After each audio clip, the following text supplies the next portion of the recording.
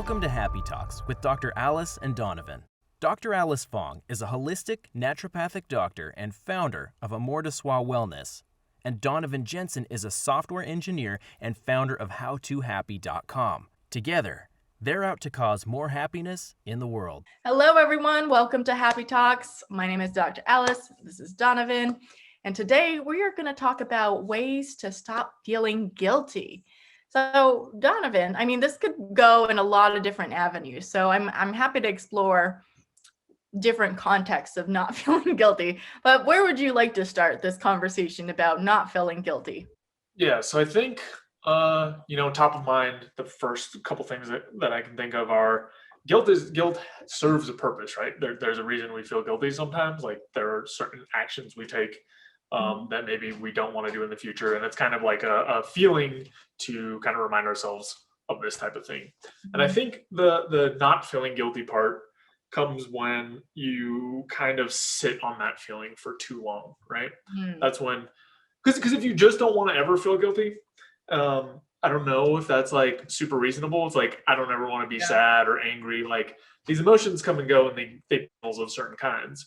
So we're all going to feel it at some point, but I think it's feeling it in the right circumstances and feeling it in the right like duration. So that's the first thing that like comes to mind for me. Yeah. I could see that. And I could see that, when I think of guilt, I think of kind of like using your moral compass, but everyone's moral compass might be a little different. So it might be hard to really say what's right or wrong. But, if there is one thing about like holding on to it and not being able to let it go, and then kind of defining yourself about like that bad thing that you did, but also, maybe there's something that you did and you didn't really fully understand the impact or the repercussions it had on another individuals. But then when you did, then you felt guilty about it. And then hopefully, maybe you would be inclined to not do that action or just be more mindful of understanding that could be hurtful or insensitive to that other human being. So it's kind of like, I'm trying to think of some examples of, actually one time I felt guilty. I remember back in college, I went to a party with my boyfriend at the time, and I was like really tired. I wanted to go home or to his place because I was just sleepy. And so he was actually, he was DJing, so he had to stay until like the end of it. And I was like, well, yeah, I'll just go home. And then he was like, yeah, you just leave the key in the mailbox or something for me to get in. And I forgot. And then my phone was on silent and I fell asleep. So when he got home, he was like very upset because he was just like stranded outside. I didn't leave the key out for him. I didn't answer my phone because I was asleep. And yeah, he was just waiting for like at 2 a.m. in the night, just kind of like trying to break into his house and couldn't. And yeah, so needless to say, he was very upset in the morning, or when I did finally wake up, and he was just like, yeah, I had gone over to a friend to hang until he woke up.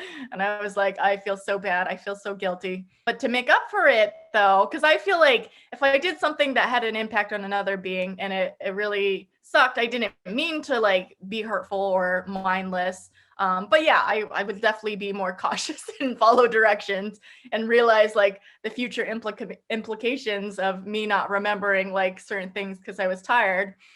But yeah, to make up for it, I think it's like making up for the things that you did to understand there was an impact. And I feel like I don't like when people are like, oh, I feel so bad, I feel terrible, but then they don't do anything about it. I'm like, well, I don't necessarily want you to feel bad for my sake when someone like does something towards me. And like when my current boyfriend does something and he's like, I feel so terrible that happened. And I'm like, well, I don't want you to feel terrible. I want you to do something to make up for the thing that you did. And so, and maybe this is my brain work, and I'd be curious to see how your thoughts on this idea is. But what I did to make up for it was like I cleaned his room to make up for it, like for locking him out accidentally. But what ended up happening, he was like upset, or I don't know, I think he took it the wrong way because he took it like, I'm saying he's a slob. He needs to clean up his room. And I was like, in my mind, I was doing something nice for him, like taking out his trash and tidying up his room, to like make up for the fact that I did this terrible thing. But he kind of took it this other way of, like I'm saying he's not super clean or anything like that. So yeah, that's my long-winded story of how I felt guilty and how I responded to the guilt. But eventually we were able to move forward and continue our relationship. But I think people have different ideas on how to deal with the guilt. But that's kind of how I approached it in this scenario, which was over like a decade ago. So it was a long time ago. Yeah. Yeah, I think it speaks to some of the purposes of guilt, right? Some of the ways that guilt actually does something that's to some degree useful, Yeah. which being affirmed may not help you as much, but I think that's one of the things that it incites people to do is like, I feel bad in some way, so I should go to whatever party I've wronged and like comfort them or try to make them feel better in some way. And then I also think it creates, kind of that sense or that feeling of obligation. And some people, again, like you're talking about, it may be different. Yeah.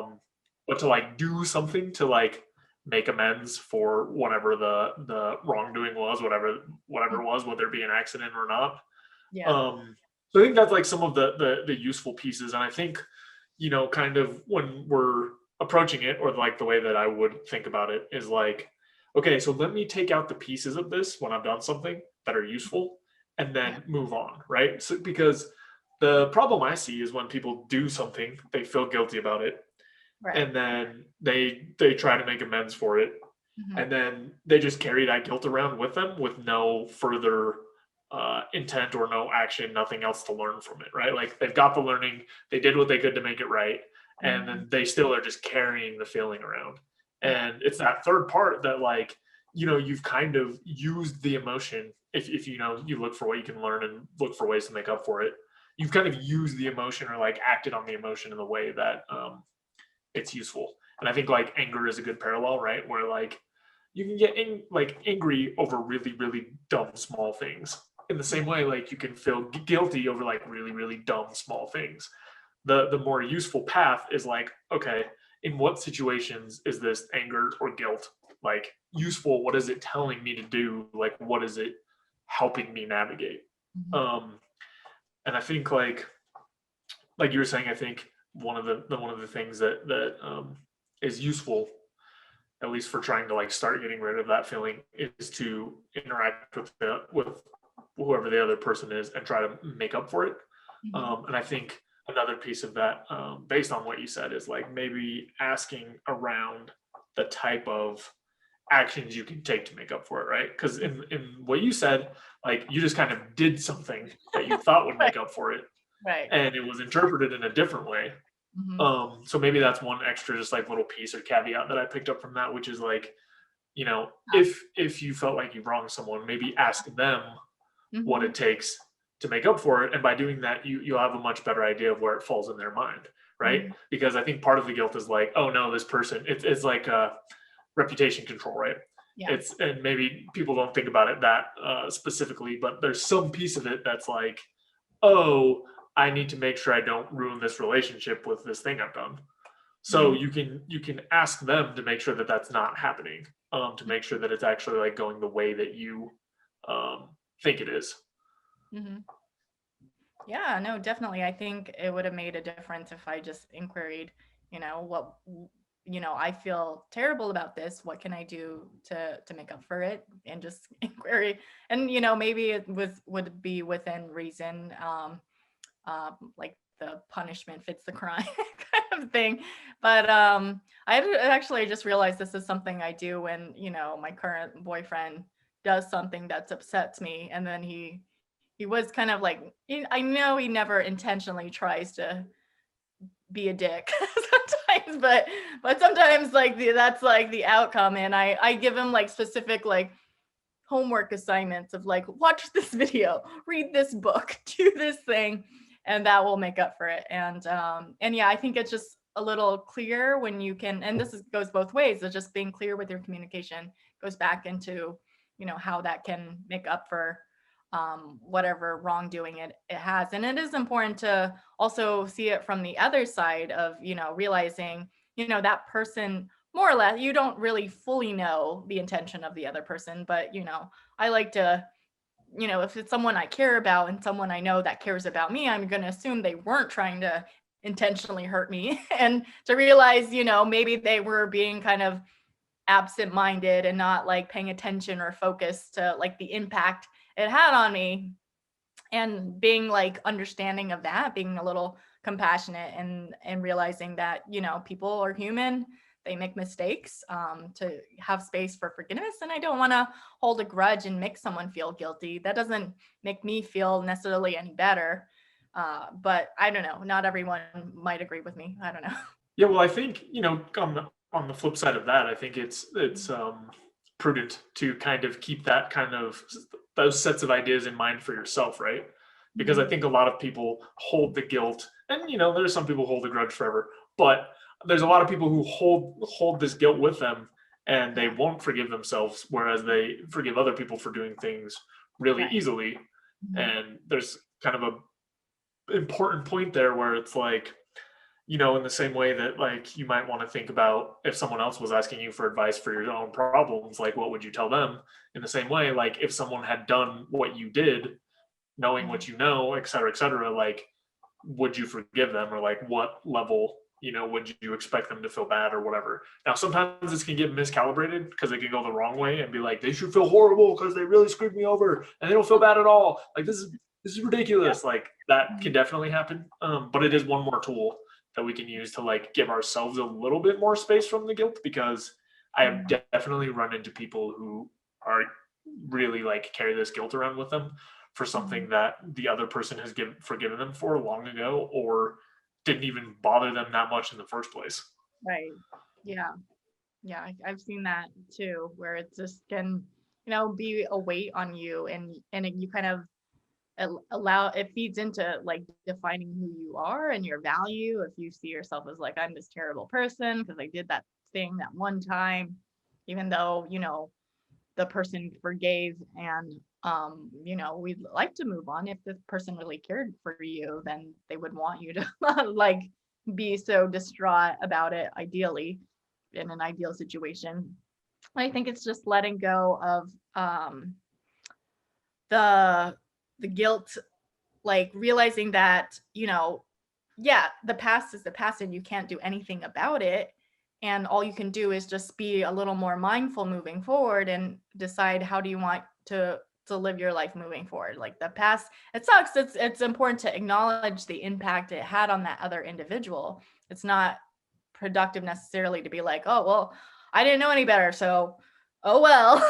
And just like, I think there's a danger of that on the flip side of just like never feeling guilty about anything and not accepting. I think it really comes down to responsibility, accepting responsibility for the thing that you did, not being like, yeah, maybe you didn't know any better, but you can still accept responsibility for that thing that happened and the impact that it had. And then you can decide like, okay, moving forward, this is what I'm going to do to prevent that thing from happening, to prevent hurting or messing up someone else's life to some extent. Yeah. And I think that's really key when it comes to dealing with emotions like this, where basically you can just sit and ruminate on it forever, but it doesn't actually do anything, right? Like, Yeah. so spending time to focus on the actions you can actually take, Mhm. or what you can learn, or what you can do to make amends, like those are the things that are going to be fruitful.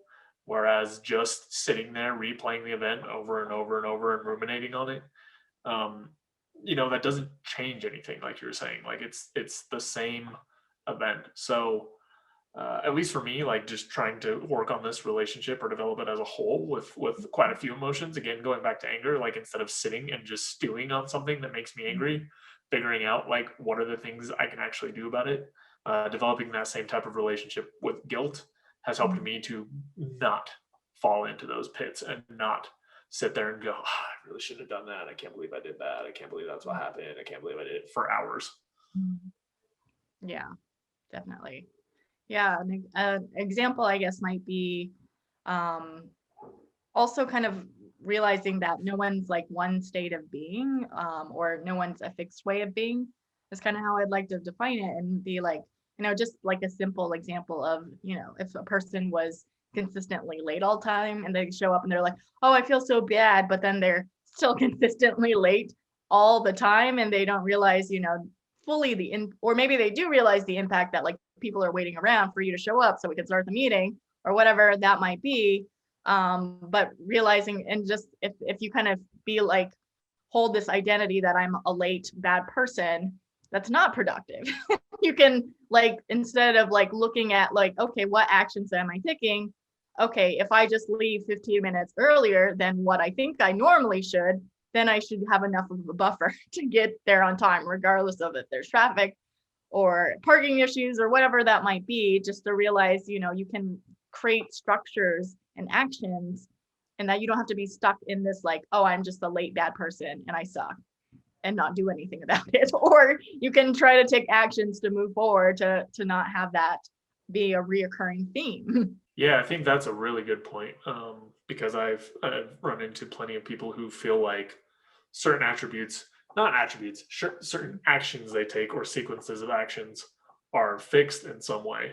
Mhm. And when you think like that, then it's really easy to keep doing things that cause you guilt, and then think, like you were saying, like, I don't know what else I'm going to do. Like, I feel bad, but Oh, this is yeah. just how it is. Yeah. And I think it's like a good space to open up how important it is to set up your environment in a way that works for you, or look for alternatives. Like that leaving late thing, like, it could happen for a number of reasons, or like showing up late, but there are ways that you can work on that. Like if you can't keep time very well naturally, then Yeah. you better set a bunch of alarms and leave before you're supposed to, and like maybe get someone else to call you when you're supposed to leave, or like there are things that you can do to set up your environment. And like, sure, you may naturally just like not be aware of the time very often, but Right. you can add in things to change the actions you take. Like that baseline might be that baseline, but it doesn't determine the outcomes. So in the same way, like if there's these things that you feel like are part of your identity that are causing you guilt, it's probably not. It's probably the way your environment's set up. And there's probably some space to look for some things or ways to do things differently, that those outcomes will be different. But you have to look and see like, okay, what's causing me to act in this way? What's causing me to like do this behavior? Or where in the chain, like, can I make changes to not do this? And I don't think that that's something that everyone thinks of or believes. But it really makes a huge difference, just believing that our outcomes are not dictated by who we are. That's just maybe, like I was saying, some baselines, right? You might not be able to keep time very well, but that doesn't Yeah. mean you need to be late. Mhm. Yeah, definitely. Yeah, I could see that being really important. But I'm trying to think of some other examples or other ways that people can kind of let go of the guilt.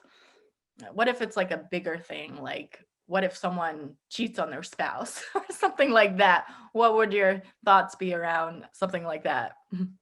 On how to let go of the guilt? And I'm like, obviously you should probably feel bad a little bit, but I don't know, like how long do you carry that around?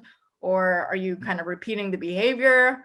Is it a consistent pattern, or is it like a one-time thing? I'd be curious to hear your thoughts. In that realm, or at that magnitude, Mhm. I really think everything pretty much applies the same, Yeah. but just more. And since the impacts on your life are bigger, they're Yeah. more important things. It's more important that you set your life up in a way that you're actually going to be able to like not make those choices in the future, or at the very least get to the bottom of kind of what's going on in those dynamics, right? Like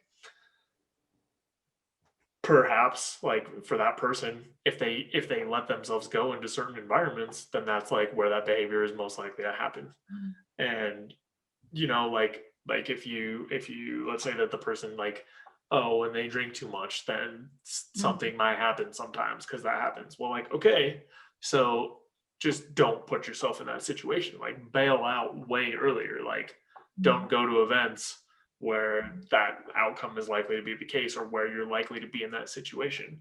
And then if it gets to the point where I've talked to people before where it's like, well, I like going to those types of like things. I like doing those kinds of activities. And it's like, okay, but you have to weigh that off against how much it costs you on the other end, right? It's not like this uh, zero sum thing. It's not that it's this like, I don't know, it's not this instant like you go and do it and then you feel bad and then you never do it again when you're presented with the exact same situation. Like situations are important.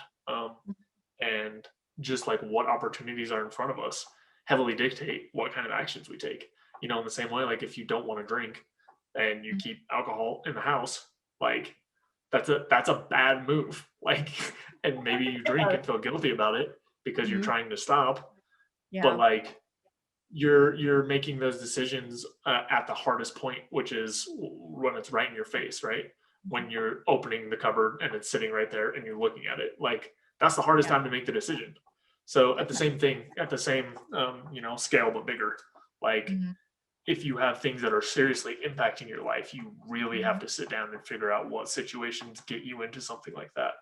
And when it comes to something like, like cheating in a relationship, you kind of also just have to accept like the totality of it, right? You have to spend some time thinking about like how much is that impacting the other person? What were the expectations? What is going to work moving forward, if anything? And also like you were talking about before, accept responsibility if that person no longer wants to be with you. Like that's part of the outcomes of the choices that were made. Yeah. So I don't know that I've really added anything since I started talking, but that's kind of how I feel on that end of the spectrum.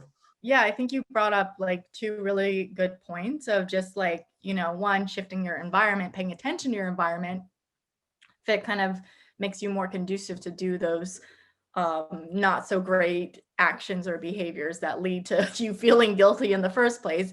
But also, I think the thing that you brought up of like looking at the underlying, looking deeper, is super important, especially like in cases of infidelity where, it wasn't just like you cheated and that was like it. It's like typically I hear from most people, there's unhappiness in the marriage or the relationship way long before the cheating happens. And it's like, maybe if you like were better about communicating about the situation or went to marriage therapists or, dealt with it rather than avoiding it beforehand, before it progressed where you just felt like completely alone and isolated in your relationship, that you felt like, oh, well, I'm practically alone, so why not, kind of a thing, to realize, there could have been actions before. So if that relationship doesn't work out for whatever reason, and you're moving on to a new relationship, to really like, hey, maybe I need to be more present to how I'm being in the relationship, how I'm feeling in the relationship before it progresses to the point of something to that magnitude, I think is really key. And it's going back to exploring the root cause of, and it's not always pretty to look at the not so pretty fun parts of a relationship, but it's the reality of like every relationship is work. Relationships are hard. Sometimes it's not always rainbows and butterflies. I mean, yeah, it can be sometimes. But yeah, it's just like you gotta realize that relationships are work, and it's not always an easy out kind of a thing. So accepting responsibility for your part, or whether you were the cheater or the person that got cheated on, to realize like, yeah, that was there's something maybe in the relationship we could have done differently moving forward. Yeah, and I think there's also one extra piece I'd like to color in, which is I think sometimes people just want more than is realistic, or want some sort of a setup that's not realistic. Like, oh, I would like to hold on to this thing, except it's not fulfilling me in all the ways that I want. So I also want this thing, even though it's not compatible with the contract I've made with this other person. So I'm just going to do it and feel guilty and like go. You can feel guilty without anybody knowing or being harmed or anything like that. Like you can still feel the guilt. So I think it's important to recognize sometimes in situations like that where like, there's these conflicting things that you want.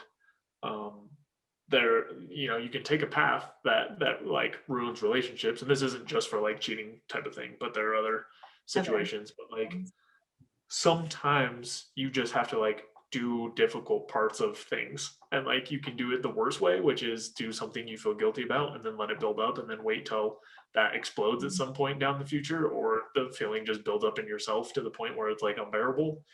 Or you can, just recognize that you will have to push through uncomfortable situations because that's like the way that life is. Like, I feel like sometimes it's, this idea of like, oh, I can have this fairy tale, like where I have this person who's my stable person, and I have this person who's my hot, like, go out person, and like fun piece. and I don't have to like reconcile that or figure that out or make it work. Yeah. Yeah. So, Right. I felt like just recognizing some situations require like uncomfortable pieces and pushing through and working stuff out can help you in the earlier stages to not make those decisions. Because either way, you're going to have to deal with the stuff. It's just when and at what extreme. Yeah, exactly. It's a really good point. Cool. Well, I think we kind of covered this topic pretty well. Was there anything else that you wanted to add? Nope. Cool. All right. Well, I hope everyone enjoyed this episode, and I hope you let go of the guilt, but also understand your responsibility and your impact of your actions. And we'll see you next time. Thanks for watching. Thanks so much for watching. If you enjoyed this video, be sure to like it and then go and subscribe to my channel and ring the bell so you get notified when the next video comes out. If you check out in the description below, go to my website where you can get my free fast and easy guide to stress relief. Thanks again for checking us out, and we'll see you next time.